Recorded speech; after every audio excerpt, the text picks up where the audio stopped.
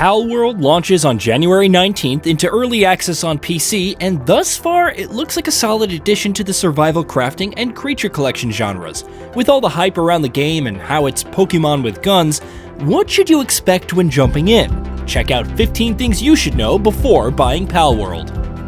World settings. There are a range of settings for customizing the world, whether you're a new player who wants a chill experience or a survival crafting veteran looking to up the stakes. You can adjust the speed of daytime and nighttime, the rate of EXP earned, PAL capture rate and how often they appear, damage dealt and taken by PALs, and more. Enable or disable raid events or make it so that death causes you to drop all of your items and PALs. You can change things up even after a world has been created. Character creation.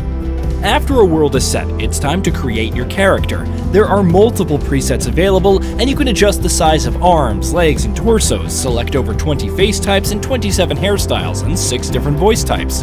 It may not be the most in-depth character creator, but it does the job. However, you can't edit your appearance after starting the game. A future update will add this feature later, so keep that in mind when creating a character.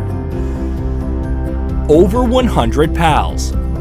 Palworld launches with over 100 PALs to collect, ranging from simple ones like Cativa and Lamball to complex ones like Suzuka and Catris, with more coming during the early access period. There aren't any evolutions, at least based on the PALs encountered thus far, but you can improve a PAL's power by sacrificing duplicates into the PAL condensation machine to raise their tier. PAL souls discovered while exploring can also be used at a statue of power to increase their stats. PAL types and passives. There are 3 types of PALs in the world: the standard ones, the alpha ones, more on that in a bit, and lucky PALs, which are like shinies. Standard PALs have your usual assortments of elemental affinities like fire, water, grass, and neutral, and 3 skill slots, which can be customized freely, no forgetting skills. They also have passive skills, which are random, so one Cativa may have 10% increased movement speed while another deals 10% less damage. Lucky PALs can have the rare passive, with work speed and attack both being 15% higher, making them ideal for capturing. Partner abilities.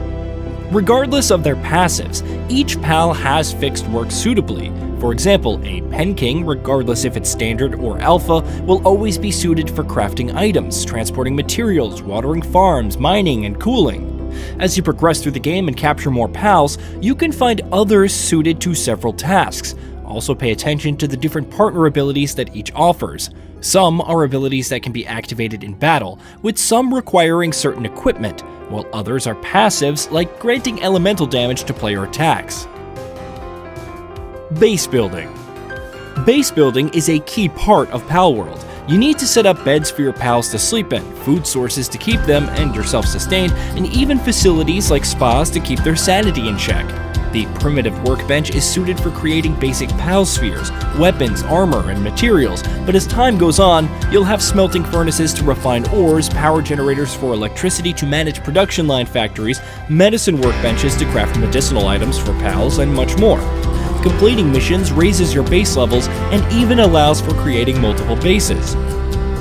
Combat. Combat in Palworld consists of sending your PAL out to attack enemies and using your own weaponry like crossbows, guns, and explosives. It's real time, though there is cooldown on PAL abilities, and though you can only have one PAL at a time, some equipment allows for keeping others like Dazzy and Daydream by your side at all times to assist. Otherwise, you know the drill. Exploit elemental weaknesses as best as possible to emerge victorious. Different regions. Though you start in the Plateau of Beginnings, several other regions await. Some of these range from the surrounding plains to rockier sections with massive overlooking bridges, and it's not long before volcanic regions, extensive dunes, and mysterious sites are found. If you're keen on exploring, Palworld's various nooks and crannies will keep you busy, especially when looking for Liftmonk effigies to improve your capture power. Dungeons. Dungeons aren't too complicated in Palworld and consist of 2 types. The first involves venturing through a series of caves and taking on human enemies, and wild PALs while discovering chests with loots. An alpha PAL awaits at the end, and killing or capturing it clears that dungeon. The second dungeon type, Sealed Realm, is even more straightforward. You interact with the glowing circle in an area and are teleported to the Alpha Pal to defeat. Alpha Pals. Alpha Pals can be thought of as world bosses to a degree. They're bigger, have much more health than your average pal, and deal hefty damage. Sometimes they're accompanied by other pals in fights, though defeating them isn't mandatory. You can capture them, and based on experience thus far, Alpha Pals are the only ones to offer only positive passives like decreased damage taken of an elemental type, less chance of getting hungry, etc. Regardless of whether you kill or capture them, you gain an ancient technology point for clearing an Alpha Pal for the first time. Settlements and wandering merchants. There's more to the archipelago than just pals and dungeons. You also happen upon settlements where human NPCs reside, just going about their day. While they provide more details on the surrounding region and world, these are the best spots to encounter wandering merchants who sell materials, items, and even pals for gold. Technologies and ancient technologies. As you level up in Palworld, you get technology points to unlock new items to craft, much like Ark Survival Evolved, the best and most resource-heavy stuff behind higher levels. However, there are also ancient technologies, which require ancient technology points from Alpha Pals.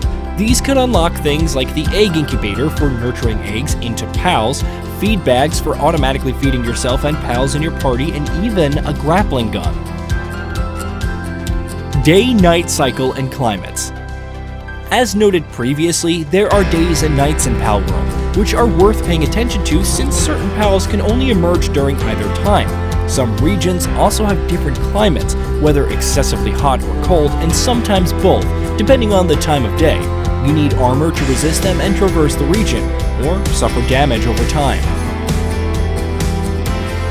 The Towers.